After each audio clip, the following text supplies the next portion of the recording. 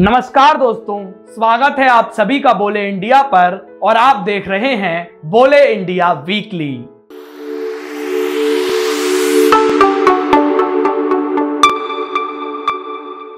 आज के कार्यक्रम में हम बात करेंगे कि पश्चिम बंगाल को लेकर भारतीय जनता पार्टी की क्या रणनीति है। भारतीय जनता पार्टी के लिए पश्चिम बंगाल का चुनाव केवल एक विधानसभा चुनाव नहीं है, अपितु ये चुनाव भारतीय जनता पार्टी के भविष्य को भी तय करेगा। इस समय भाजपा का पूरा ध्यान पश्चिम बंगाल के विधानसभा चुनाव पर है। भाजपा के सभी बड़े नेता लगातार पश्चिम बंगाल का दौरा कर रहे हैं। हम आपको बता दें, 2016 के विधानसभा चुनाव में पश्चिम बंगाल में तृणमूल कांग्रेस ने विजय हासिल की थी और भारतीय जनता पार्टी को 10.16% वोट मिले थे। इसके अलावा इस विधानसभा चुनाव में भाजपा को केवल 3 सीटें हासिल हुई थी। वहीं दूसरी तरफ 2019 तक ये नक्शा बदलता हुआ दिखाई दिया। हम आपको बता दें, पश्चिम बंगाल में 2019 के लोकसभा चुनाव में भारतीय जनता पार्टी दूसरी बड़ी पार्टी बनकर उभरी।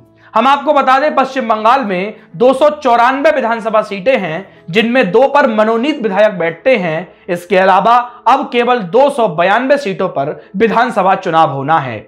आइए अब हम बात करते हैं पश्चिम बंगाल में वोट शेयर की। ये माना जाता था कि पश्चिम बंगाल में भाजपा का उभरना असंभव है, लेकिन संघ के कार्यकर्ताओं और भाजपा के नेताओं की कड़ी मेहनत ने इस असंभव कार्य को संभव बना दिया।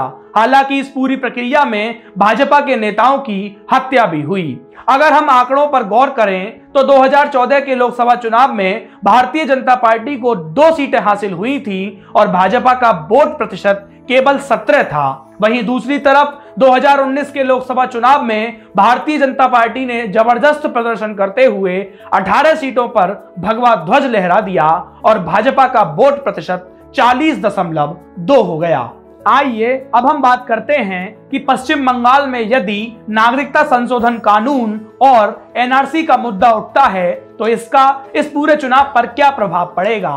केंद्र सरकार ने जब नागरिकता संशोधन कानून बनाया तो हमारे देश का एक बहुत बड़ा वर्ग इस कानून के समर्थन में था और एक वर्ग इस कानून के विरोध में था। इस कानून के विरोध में देश के बहुत सारे हिस्सों में दंगे भी हुए, जिसमें राष्ट्रीय संपत्ति को नुकसान पहुंचाया गया। इसके अलावा बहुत सारी बातें ये भी उठ रही थी कि अब केंद्र सरकार सीएए के बाद एनआरसी का बिल भी ला सकती है। हम आपको बता दें, यदि पश्चिम बंगाल के चुनाव में वोटों का ध्रुवीकरण सीएए और एनआरसी के मुद्दे पर होता है तो पश्चिम बंगाल में ममता बनर्जी को अल्पसंख्यकों का 28% वोट मिलेगा और भारतीय जनता पार्टी को हिंदू समुदाय का 70% वोट मिल जाएगा। हम आपको यह भी बता दें कि इस पूरे मामले में सारे अल्पसंख्यक समुदाय केंद्र सरकार से नाराज नहीं है। हम आपको बता दें, यह भी बताया जा रहा है कि सीएए के खिलाफ प्रदर्शन करने के बाद और सीएए का विरोध करने के कारण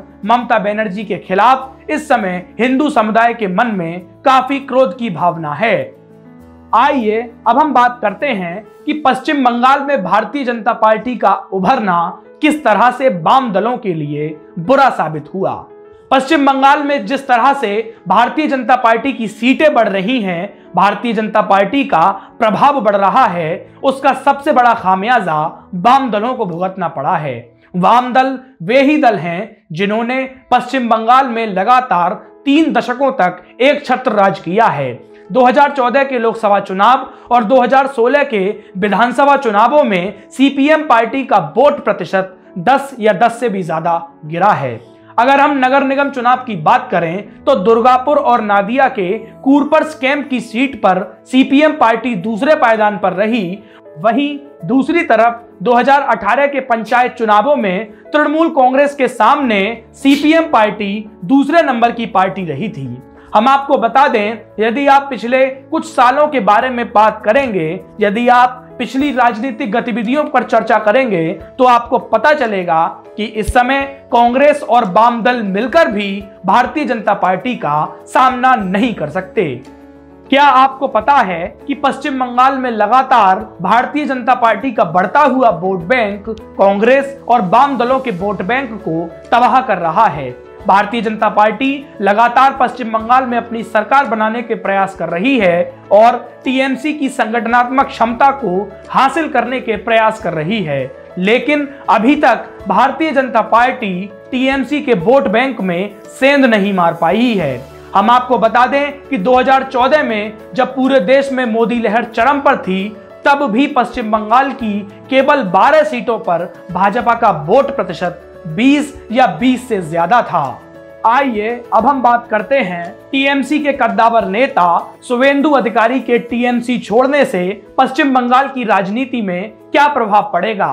ममता बनर्जी के सबसे करीबी नेता और टीएमसी के कद्दावर नेता शुवेंदु अधिकारी अब तृणमूल कांग्रेस को छोड़ चुके हैं। हम आपको बता दें, शुवेंदु अधिकारी पश्चिम बंगाल के कद्दावर नेताओं में आते हैं और उनका परिवार भी राजनीति में आ चुका है।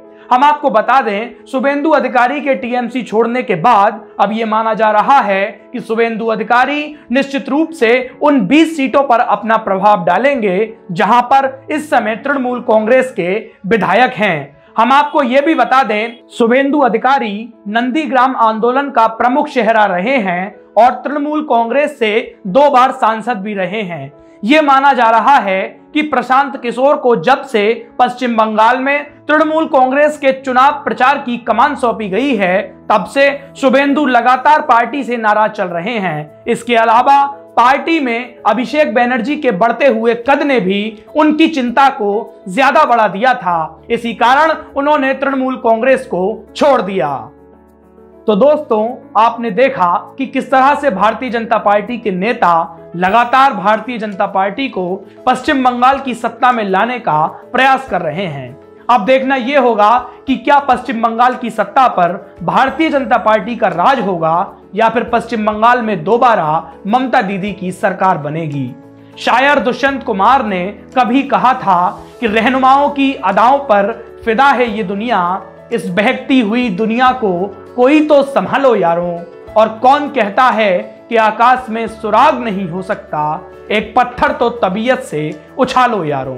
तो दोस्तों, आज के इस कार्यक्रम में इतना ही। देश और दुनिया की सभी प्रमुख खबरों को जानने के लिए बोले इंडिया को सब्सक्राइब कीजिए, बेल आइकन को दबाइए, हमारी वीडियोस को लाइक तथा शेयर कीजिए। धन्यवाद। आपका दिन शुभ हो।